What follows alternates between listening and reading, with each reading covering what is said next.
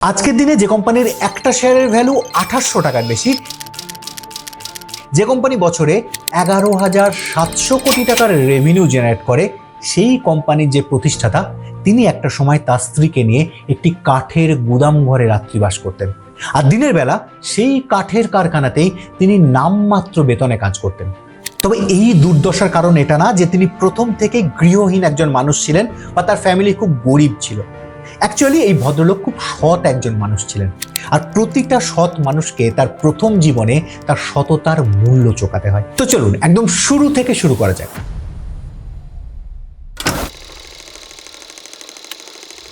আজকের গল্পটা বলবন্ত পারেকের। পুরো নাম বলবন্ত রায় কল্যাণজি পারেক। 1925 সালে গুজরাটের মহুয়া বলে একটি ছোট্ট শহরে জন্মেছিলেন বলবন্তজি। পরবর্তীতে গুজরাট থেকে মুম্বাই এসে মুম্বাই গভর্নমেন্ট ল কলেজে তিনি ভর্তি হন। এখন ভাবুন যে 1940-41 সালে একটি ছেলে গুজরাট থেকে মুম্বাই ল পড়তে আসছে, মানে তার পরিবার খুব ধনী না হলেও খুব গরিব তো না।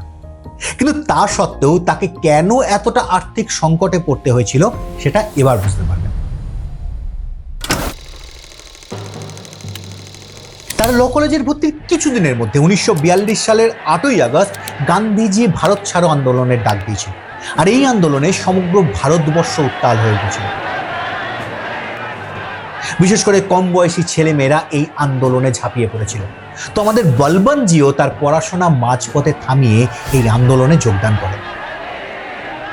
এরপর 1 বছর ধরে তার নিজের এলাকায় প্রচুর সামাজিক কাজকর্ম করার পর তিনি আবার মুম্বাই ফিরে আসেন এবং সেখানে এসে নিজের পড়াশোনাটা আবার শুরু করেন। কিন্তু এই আন্দোলনটা তাকে ভিতর থেকে অনেক পাল্টে দিয়েছিল। এই সময় থেকে তার মধ্যে দেশপ্রেম, আত্মনির্ভরশীলতা বা নিজের জাতির জন্য কিছু করার একটা দৃঢ় আকাঙ্ক্ষা জেগে ওঠে, যার ফলস্বরূপ তিনি ল পাশ করার পরেও ওকালতিটাকে পেশা হিসেবে বেছে নিতে পারেননি। কারণ তার মনে হয়েছিল যে এই পেশায় থাকতে হলে প্রচুর মিথ্যা কথা বলতে হয়, যেটা তার নৈতিকতার পরিপন্থী ছিল। তবে হ্যাঁ, এই ল পাস আউট করার আগেই তার বিয়েটা হয়ে গেছিল, তাই সংসার চালানোর জন্য ওকালতি না করলেও তাকে কোনো না কোনো কাজ তো করতেই হতো। তাই তিনি প্রথমে একটি পেপার ডাইং কারখানায় কাজ করা শুরু করলেন। সেখানে কিছুদিন কাজ করার পর তিনি একটি প্রিন্টিং প্রেসে চলে গেলেন কাজ করতে, এবং তারও পরে শেষে গিয়ে তিনি একটি কাঠের কারখানায় পিয়নের কাজে নিযুক্ত হলেন। কিন্তু এই সময়কালে তার অর্থনৈতিক অবস্থা এতটাই খারাপ হয়ে গেছিল যে ওই কারখানারই গুদাম ঘরে তাকে স্ত্রীকে নিয়ে রাত্রিবাস করতে হতো। তবে জীবন যে শুধু আমাদের কষ্ট দেয় এমনটা কিন্তু না, জীবন আমাদের কষ্টের সঙ্গে সঙ্গে আমাদের অভিজ্ঞতা দেয়। আর যারা বিচক্ষণ মানুষ তারা ওই অভিজ্ঞতাটাকে কাজে লাগিয়েই তাদের পরবর্তী জীবনে উপরে ওঠার সিঁড়ি তৈরি করে। আমাদের বলবন্তজি ছিলেন এরকমই একজন বিচক্ষণ মানুষ, কারণ পরবর্তীতে তিনি চাকরি ছেড়ে যখন ব্যবসা করা শুরু করলেন, তখন তার এই চাকরি জীবনের অভিজ্ঞতাগুলোকেই তিনি এক এক করে কাজে লাগিয়ে তার জীবনে উপরে উঠতে শুরু করলেন।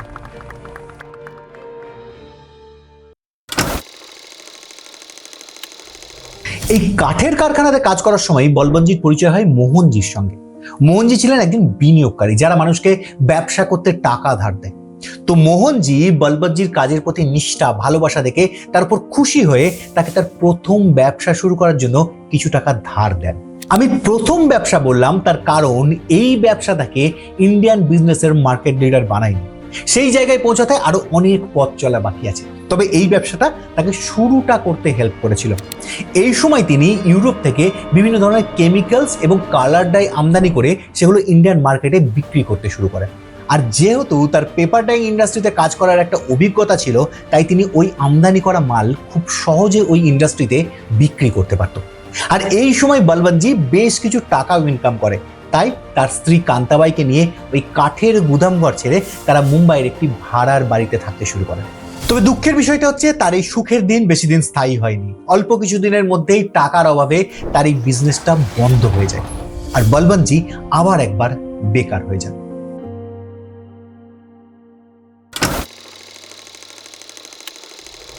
খুব কষ্ট করে শুরু করা একটা বিজনেস হঠাৎ বন্ধ হয়ে যাওয়ার অর্থই সব শেষ।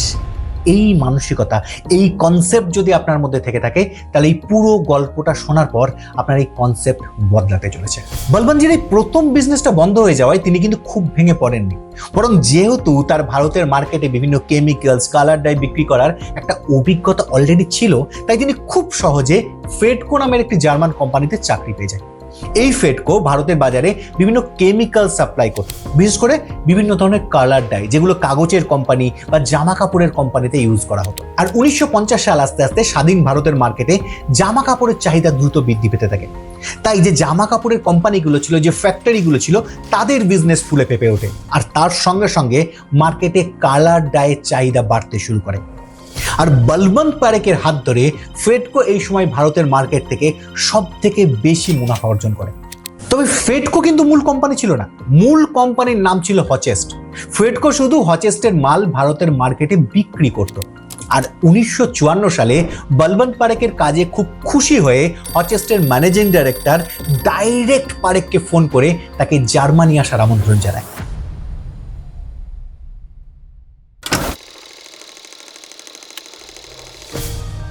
বলবন্ত পারেকের জার্মানির এই সফর তার জীবনের মোড় ঘুরিয়ে দিয়েছিল।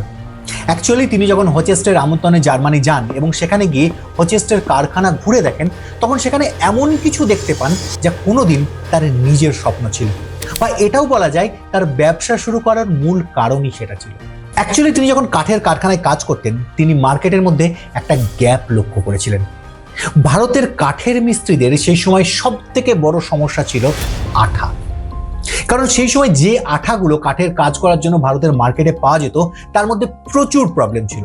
কোনোটা খুব কমজোরি ছিল, কোনোটা ভালো ছিল কিন্তু সেটা তৈরি হতো মৃত পশুর দেহের অংশ দিয়ে, বা কোনোটা বিদেশ থেকে আমদানি করা হতো বলে সেটার দাম ছিল প্রচুর। তো সেই সময়ই বলবন্তজি এমন এক শক্তিশালী আঠা তৈরি করার চেষ্টা করেছিলেন যেটা 100% সিনথেটিক হবে, যাতে নিরামিষাশী ভারতীয় কাঠমিস্ত্রিরা স্বচ্ছন্দে সেটা ইউজ করতে পারে, এবং তার সঙ্গে সঙ্গে দামেও কম হতে হবে, যাতে গরিব কাঠমিস্ত্রিরা সেটা সহজে কিনতে পারে। কিন্তু বিষয়টা হচ্ছে, কেমিক্যাল ভিত্তিক কোনো প্রোডাক্ট তৈরি করতে গেলে সব থেকে বেশি টাকা লাগে গবেষণাতে, আর সেই সময় সেই টাকা তার কাছে ছিল না। বাট হচেস্টের কারখানায় এমনই এক 100% সিনথেটিক আঠাকে চোখের সামনে তৈরি হতে দেখে তার স্বপ্ন নতুন করে জেগে উঠল। এই আঠাকে তিনি সরাসরি জার্মানি থেকে আমদানি করে এখানে বিক্রি করতে পারত, কিন্তু সেক্ষেত্রে ওই আঠার দাম হয়ে যেত প্রচুর। তাই তিনি ভালো করে ওই আঠা তৈরির প্রসেসটাকে লক্ষ্য করলেন। তারপর 1 মাস পর দেশে ফিরে তার ভাই সুনীল পারেকের সাথে তিনি নিজেদের কোম্পানি তৈরি করলেন, নাম রাখলেন ডাইকেম ইন্ডাস্ট্রিজ। তবে প্রথমে কিন্তু তার কোম্পানি আঠা তৈরি করেনি, বরং তিনি এমন প্রোডাক্ট তৈরি করতে শুরু করেন যে প্রোডাক্টের মার্কেট তার গ্রিপে ছিল, যেমন বিভিন্ন টেক্সটাইলে ব্যবহার হওয়া বিভিন্ন পিগমেন্ট কালার বা অ্যাক্রিলিক টাইপের কালার, যে প্রোডাক্টগুলো তিনি ফেডকোর হয়ে মার্কেটে বিক্রি করতেন, কারণ তাকে ব্যবসাটা চালিয়ে নিয়ে যেতে হতো। আর ভিতরে ভিতরে তার ওই আঠা তৈরির প্রসেস কিন্তু চলতে থাকে। এর ঠিক 5 বছর পর 1959 সালে তার কোম্পানি মার্কেটে নিয়ে এলো তাদের যুগান্তকারী প্রোডাক্ট ফেভিকল। আপনাদের মধ্যে কে কে বুঝতে পেরেছিলেন যে আমি এতক্ষণ ফেভিকলের গল্প বলছি, অবশ্যই কমেন্ট করে জানাবেন। তো তিনি জার্মানি গিয়ে যে প্রোডাক্টটি বা আঠাটি চোখের সামনে তৈরি হতে দেখেছিলেন, ওটির নাম ছিল মুভিকল। জার্মানিতে কোল শব্দের অর্থ হচ্ছে বন্ডিং, তাই তিনি ওখান থেকে কোল নিলেন আর ফেডকো থেকে ফেভি নিয়ে প্রোডাক্টের নাম রাখলেন ফেভিকল। আর এটাই ছিল ভারতবর্ষের প্রথম শক্তিশালী 100% সিনথেটিক নিরামিষ আঠা। তবে এমনটা মোটেও না যে ফেভিকল মার্কেটে এলো আর মানুষজন পাগলের মতো সেটা কিনতে শুরু করে দিল, বরং বলবন্তজি ডাইকেম ইন্ডাস্ট্রিজ থেকে 1.45 ট্রিলিয়নের পিডিলাইট ইন্ডাস্ট্রি তৈরির লড়াই সবে শুরু হয়েছিল।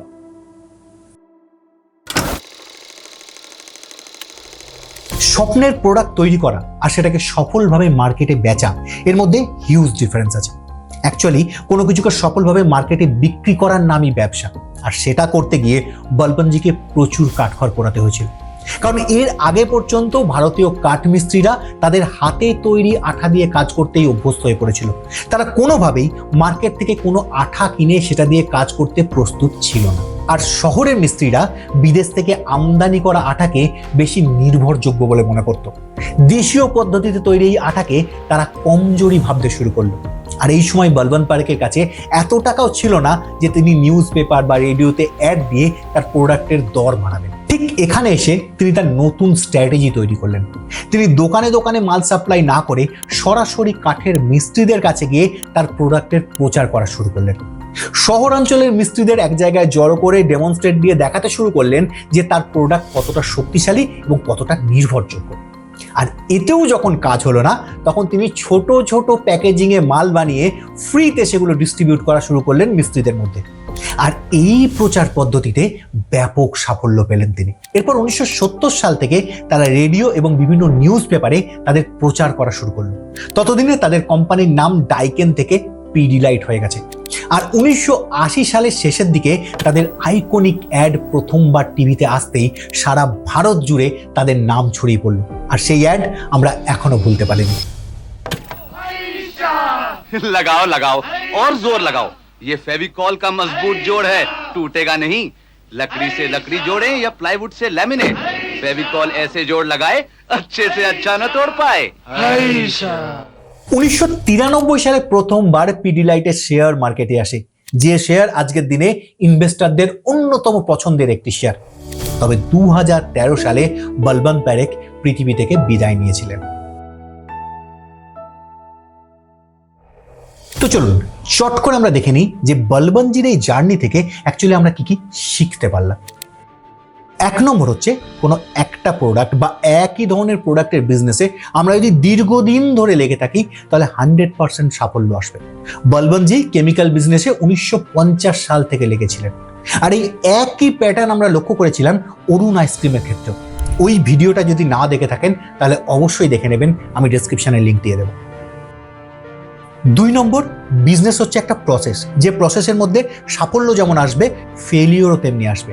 তো একটা ফেলিওর মানে বা একটা বিজনেস বন্ধ হয়ে যাওয়ার অর্থ আপনার সব কিছু শেষ হয়ে যাওয়া নয়, বরং একটা দুটো ফেলিওর আপনার যে অভিজ্ঞতা, সেই অভিজ্ঞতার ভিতটাকে আরো শক্ত করবে। 3 নম্বর, আপনি যখন কোনো বিজনেস শুরু করছেন তখন সেই প্রোডাক্ট বা সেই সার্ভিসের ব্যাপারে আপনার পূর্বের অভিজ্ঞতা থাকা উচিত, তাতে আপনি ব্যবসা দ্রুত বাড়াতে পারবেন। যেমন বলবন্তজি যখন তার ব্যবসা শুরু করলেন তখন তিনি কালার ডাই এবং কেমিক্যালসের ব্যবসায় শুরু করলেন, তার কারণ তিনি এই সেক্টরেই দীর্ঘদিন চাকরি করেছিলেন। 4 নম্বর, মার্কেট গ্যাপ। সবাই যা বিক্রি করছে, সবাই যে ব্যবসা করছে সেই ব্যবসা না, এমন ব্যবসা খুঁজে বার করুন যে প্রোডাক্টটা বা যে সার্ভিসটার মানুষের প্রয়োজনীয়তা আছে বা সেটা মানুষের কোনো প্রবলেম সলভ করে দেবে, কিন্তু আগে থেকে সেটা মার্কেটে মজুদ নেই। আর সেটা মানুষের যত প্রয়োজনীয় জিনিস হবে আপনার বিজনেস তত বড় হবে। আর 5 নম্বর, ব্যবসা মানেই হচ্ছে আপনাকে কোনো প্রোডাক্ট বা কোনো সার্ভিস বিক্রি করতে হবে। সবাই তাদের প্রোডাক্ট কিভাবে বিক্রি করছে এটা ভেবে আপনার লাভ নেই। আপনি ভাবুন আপনার প্রোডাক্টটা আপনি কিভাবে বিক্রি করতে পারবেন। আর এই ভিডিওটা যদি আপনার ভালো লাগে, যদি উপকারী ভিডিও বলে মনে হয়, তবে অবশ্যই একটা লাইক করে চ্যানেলটাকে সাবস্ক্রাইব করতে ভুলবেন না।